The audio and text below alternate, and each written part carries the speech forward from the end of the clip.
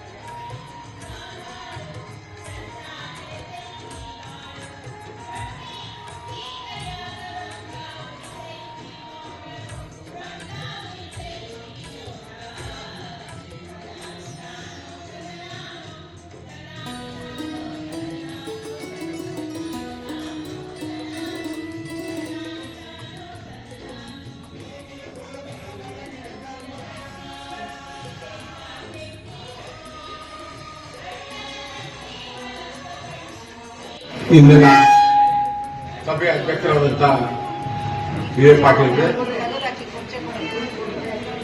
ಉದ್ಘಾಟಕರಾಗಿ ಆಗಮಿಸಿದಂಥ sir Dharwad ಅವರೇ,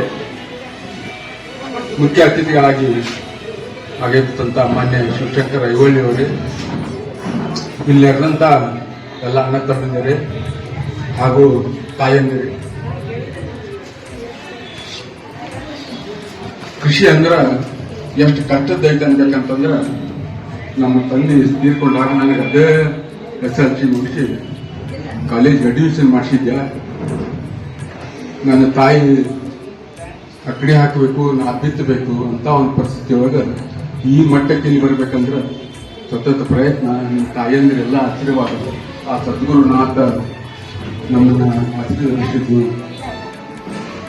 ಮತ್ತು ಭೂಮಿ ತಾಯಿ ನನ್ನ ನನಗೆ ಬಹಳ ಮಂದಿ ಟೀಕಾ ಮಾಡಿದರು, ಹೆಂಗ್ ಟೀಕಾ ಮಾಡಿದ್ರಂದ್ರ ರೊಕ್ಕ ಹೆಚ್ಚಿಗೆ ಆಗ್ಯಾವು, ಬುದ್ಧಿ ಕಡಿಮೆ ಐತಿ, ಇವ್ರಿಗೆ ಮಾಡಕ್ ಕೆಲಸ ಇಲ್ಲ. ನಮ್ ಕಾಸ ಒಬ್ಬ ಗೆಳೆಯ ಬಂದು ಹೇಳಿದ, ಅಲ್ಲಿ ತೆಗೆದಂತ ಮಣ್ಣು ಇಟ್ಟಂಗಿ ಮಾಡ್ಬೇಕಾಗಿತ್ತು. ಆ ಇಟ್ಟಂಗಿ ಮಣ್ಣು ಮಾಡೋದು ಹೆಂಗ್ ಮಾಡ್ಬೇಕಂತ ಅವ್ನು ಕರೆಸಿದಾಗ, ನೀನೇನು ಭಾಳ ದಿವಸ ಇಲ್ಲ ಭಾಳ ಉರ್ಲ್ ಹಾಕೋತೀವಿ ಸ್ವಲ್ಪ ದಿವಸದಾಗ ಅಂತ ಹೇಳ್ದ. ಎಷ್ಟು ಕೆಟ್ಟ ಆಗಿರ್ಬೇಕಂದ್ರ ಅಂತದ್ರೊಳಗೆ ಚಾಲೆಂಜ್ ಮಾಡಿ ನಾ ಮಾಡಿದ್ದಕ್ಕೆ ನಾ ಇಲ್ಲಿ ಬಂದು ಮಾತಾಡಕ್ ಅವಕಾಶ ಇತ್ತು. ನಾ ಭೂಮಿ ತಾಯಿ ಮ್ಯಾಗ ಇಟ್ಟಂತ ಭರವಸೆ ಸದ್ಗುರುನಾಥ ಆಶೀರ್ವಾದ ಪ್ರಶಸ್ತಿ 2004ರಿಂದ ಇವತ್ತಿನ ತನ ಒಂದು ವರ್ಷ ಅಂದ್ರೆ 24 ವರ್ಷದಾಗ 24-25 ಪ್ರಶಸ್ತಿ ಬಂದಾವ. ತಪ್ಪಿಲ್ಲ. ಪ್ರಶಸ್ತಿಕ್ಕಿಂತ ನಾವು ಬದುಕಬೇಕಾಗಿತ್ತು. ನಮ್ಮ ತಂದೆ ತೀರ್ಕೊಂಡಾಗ ಏನಿಲ್ಲ, 2 ಎತ್ತು 2 ಎಮ್ಮೆ ಮ್ಯಾಗ ದಿನ ಮಾಡಿದವರು. ಇವತ್ತು ನಾನು ಒಂದು ಬಿಟ್ಟು 2 ಕಾರ್ನ ಅಡ್ಡಾಡ್ತೇನೆ ಅಂದ್ರೆ ಒಬ್ಬ ರೈತ ಪ್ರಾಮಾಣಿಕವಾಗಿ ಆ ಭೂಮಿ ತಾಯಿ ಮ್ಯಾಗ ಭರೋಸಿಟ್ಟು ಅವ್ ಏನಾರು ಮಾಡಿದ್ದ ಕಡೆ ಆದ್ರೆ ಇವತ್ತಿಲ್ಲ ನಾಳೆ ಭರೋಸೆ ಸಿಕ್ಕ. ಇನ್ನು ಇತ್ತೀಚಲಾಗಿ ರೈತ ಕೀಳು ಮಟ್ಟಕ್ಕೆ ತಳಮಟ್ಟಕ್ಕೆ ಹೋಗ್ಬೇಕಾರ ಅವನಿಂದ ತಪ್ಪಂತ ನಮಗಿಸ್ತದೆ. ಯಾಕಂದ್ರೆ 50ರಿಂದ 60 ವರ್ಷ ಹಿಂದೆ ಹೋದಾಗ ರಾಸಾಯನಿಕ ಗೊಬ್ಬರ ಇರಲಿಲ್ಲ. ನಮ್ದಾದಂತ ಬೀಜ, ನಮ್ದಾದಂತ ಗೊಬ್ಬರ 3 ವರ್ಷಕ್ಕೊಬ್ಬರ ಹಾಕಿರೋ ಭೂಮಿಯೊಳಗೆ ತಾಕತ್ತಿತ್ತು. ಯಾವಾಗ 1952-53ರಾಗ ರಾಸಾಯನಿಕ ಗೊಬ್ಬರ ಬಂತು, ಅವತ್ತಿಂದ ಇವತ್ತಿನ 70 ವರ್ಷದಾಗ ನಮ್ಮ ಭೂಮಿ ಶಕ್ತಿ ಪೂರ್ತಿ ಕಡಿಮೆ ಆಗೈತಿ. ಇದೇ ಮುಂದೆ ಕಂಟಿನ್ಯೂ ಆದ್ರೆ ರೈತರಿಗೆ ಒಂದು ಸಲಹೆ ಕೊಡ್ಬೇಕಂತಂದ್ರೆ ಇನ್ನೊಂದು 50 ವರ್ಷದೊಳಗ ನಮ್ಮ ಮಕ್ಕಳಿಗೆ ಏನು ಬೆಳೆಯಂಗಿಲ್ಲ, ಭೂಮಿಯಾಗ ಆ ಪರಿಸ್ಥಿತಿ ಆಗುತ್ತೆ. ಯಾಕಂದ್ರೆ ಈಗಾಗಲೇ ಭೂಮಿ ತನ್ನ ಶಕ್ತಿ ಕಳ್ಕೊಂಡ್ಬಿಟ್ಟೈತೆ. ಈಗಲಾದರೂ ರೈತರು ಬದಲಾವಣೆ ಮಾಡಿಕೊಂಡು ಮೊದಲಿನ ಪರಿಸ್ಥಿತಿ ಬಂದ್ರೆ ಮುಂದಿನ ಪೀಳಿಗೆಗೆ ಆ ಭೂಮಿನ ಬಿಟ್ಟು ಹೋಗ್ತೀವಿ ನಾವೇನಿಲ್ಲ ತಾವು ಪರಿಸ್ಥಿತಿ.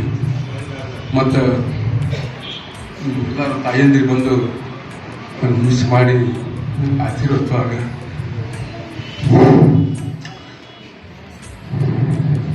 ನನ್ನ ತಾಯಿ ನೆನಪ ಎಷ್ಟು ಮಂದಿ ತಾಯಿಯಂದಿರು ಈ ಸಂಘದೊಳಗೆ ಬಂದಾಗಿಂದ ನಂದೊಂದು ಆಸೆ, ನಿಮ್ಮನ್ನ ತಾಯಿ ರೂಪ ನೋಡಬೇಕು, ಇರುವ ನಮ್ಮ ತಾಯಿ ಅನ್ನುವಂಥ ಭಾವನಾದೊಳಗೆ ನಾ ಅದನ್ನೇ ಹೊರತು ಎಲ್ಲರಿಗೂ ನೆಮ್ಮದಿ ಸಿಗಲಿ, ಎಲ್ಲರೂ ಸುಖದಿಂದ ಬಾಳಲಿ, ಎಲ್ಲರಿಗೂ ಅವಕಾಶ ಸಿಗಲಿ ಅನ್ನೋ ಭಾವನಾದಿಂದ ಈ ಸಂಘಕ್ಕೆ ಬಂದು 2-3 ವರ್ಷದೊಳಗೆ ಇದು ನಮ್ಗೆ ದೇವ್ರ ಆರೋಗ್ಯನೂ ಕೊಟ್ಟಾನ, ಎಲ್ಲ ಸಂಪಾದನೆ ಮಾಡ್ಯಾನ. ನನ್ನ ಪರಿಸ್ಥಿತಿ ಅವತ್ತಿನ ನೋಡಿದವ್ರು ಇವತ್ತಿನ ನೋಡ್ತಿರ್ತಾರೆ. ಬಟ್ ಅವಕಾಶ ಸಿಕ್ಕಾಗ ಪ್ರಾಮಾಣಿಕವಾಗಿ ನೆಮ್ಮದಿ ಐತಿ, ದೇವ್ರ ಆಶೀರ್ವಾದ ಮಾಡ್ಯಾನ. ನನಗೆ ಮುಂದೆ ಹೋಗೋದು ಅವಕಾಶ ಐತಿ. ನಾ ಮಾಡಿದ ಸಾಧನೆ ಹೇಳ್ಬೇಕಂದ್ರೆ ನಾ ಏನು ಆ ಭೂಮಿಗೆ ಹೋದಾಗ ಅದ್ರ ಕಿಮ್ಮತ್ 30 ರೂಪಾಯಿ ನಮ್ಮ ತಂದೆಯವ್ರು ತೋಡಿ ಬ್ರಿಟಿಷ್ ಸರ್ಕಾರದಾಗ ಬರೀ 30 ರೂಪಾಯಿ ಐತ್ರಿ. ಆ ದೇಶಾಗ ಭೂಮಿ ಹತ್ತೆ ಕೊಡ್ಲಾರ್ದಕ್ಕೆ ಮನಿ ಜಪ್ತಿ ಬರಾಕತ್ತಿತ್ತು, ಉದ್ರಿ ಕೊಟ್ರು. ನೀವು ಯಾವಾಗ ಕೊಟ್ರು ರೊಕ್ಕ ತೋಡ್ರಿ. ಅವಾಗ ಅವ್ರು ರೊಕ್ಕ ಕೊಟ್ಟು ರೊಕ್ಕ ಮುಟ್ಟಿದ ಮ್ಯಾಗ 65-66ರಾಗ ಅದನ್ನ ನೋಂದ್ ಮಾಡಿಸ್ಬೇಕಂದ್ರೆ ಅವರು ಗ್ರಾಮೀಣರು ಅವ್ರಿಗೆ ಕೇಳಿದಾಗ ಇವ್ರು ಏನಿದ್ರಂತ, ಆತ್ರಿ ನೀವು ರೊಕ್ಕ ಕೊಟ್ರಿ ನೋಂದ್ ಮಾಡಿ ಕೊಡ್ತೀವಿ ಅಂತ 65ರಾಗ ನೋಂದ್ ಮಾಡಿ ಕೊಟ್ಟಾರ. 30 ರೂಪಾಯಿ ಕೊಟ್ಟು ಭೂಮಿ ನಾನು ಕೊಟ್ಟಿದ್ದೆ. ಅವ ಇದನ್ನ ತಗೊಂಡು ಏನ್ ಮಾಡ್ಬೇಕು, ಫುಲ್ಲು ಇದು ಮಧ್ಯಾಹ್ನ ಹೊಡೆದಲ್ಲಿ ಹಾಕಿದ್ರು ಯಾರು ಕೇಳಂಗಿಲ್ಲ, ಎಲ್ಲಾರು ಬೇಯಕತ್ತಾರ. ನಿಮ್ ಮದುವೆ ಆಗೈತಿ, ಈ ಭೂಮಿನ ಬೇಗರಿ ತೋರ್ಸಾಕ ತಗೊಳಕ್ಕೂ ಇಲ್ಲ, ಮದುವೆನ ಆಗೈತಿ, ಏನ್ ಮಾಡ್ತೀವಿ ಅಂತ ಕೇಳಿ 50,000 ರೂಪಾಯಿ ಕೊಟ್ಟು ಬಿಟ್ಟು ಹೋಗ. ಭೂಮಿ ತಾಯಿ ಋಣ ಐತಿ. ನಾ ಇವತ್ತು ಸಾಧನೆ ಮಾಡೀನಿ. ನಿಮ್ಮೆಲ್ಲರ ಆಶೀರ್ವಾದ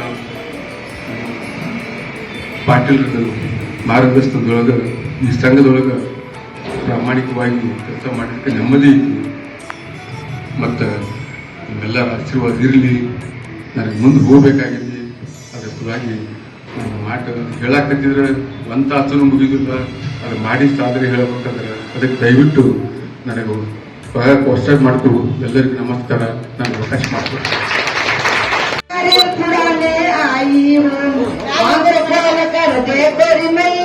नारियल छुड़ाने आई हूँ, ऊंचा नीचा पान है देवी का दरबार, नीचा पान